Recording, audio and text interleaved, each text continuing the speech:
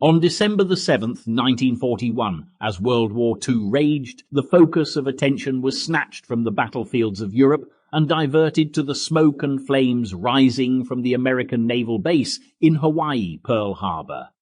The empire of the rising sun had finally struck, piercing the heart of the U.S. Navy in a bid to ensure that their plans for an Asian empire every bit as ambitious as Adolf Hitler's 1,000-year Reich were not threatened.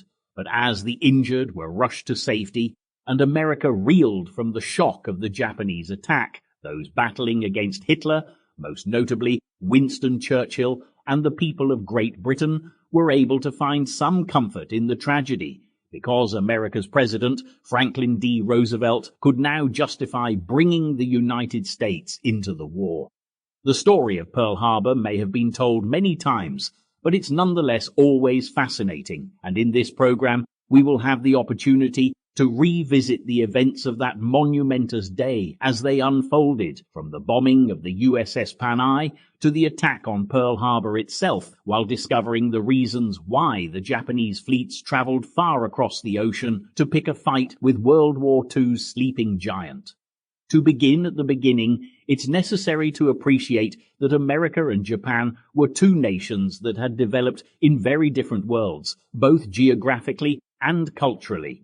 As a chain of islands in the East Pacific, Japan had lived in the shadow of the giant kingdom of China for many centuries, and the Japanese tradition of the ancient samurai was deeply ingrained in the warrior-like people. They were taught that honor was more sacred than life itself, as other nations that attempted to invade Japan quickly discovered.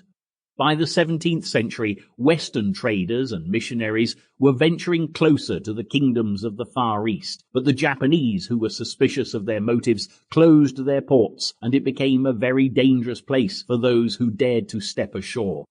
Far across the Pacific Ocean in the Americas, northern European pilgrims were settling with more success. By July the 4th of 1776, the United States claimed its independence from the United Kingdom after the American colonists refused to be governed by the British.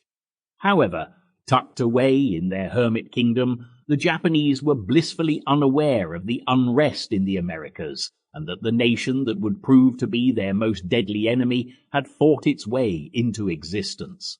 It was a new age, and as time moved on, the great industries of the Western world developed, and by the 19th century there were ships travelling to the Far East in search of wealth that carried heavy armaments to protect their interests, and even a hermit.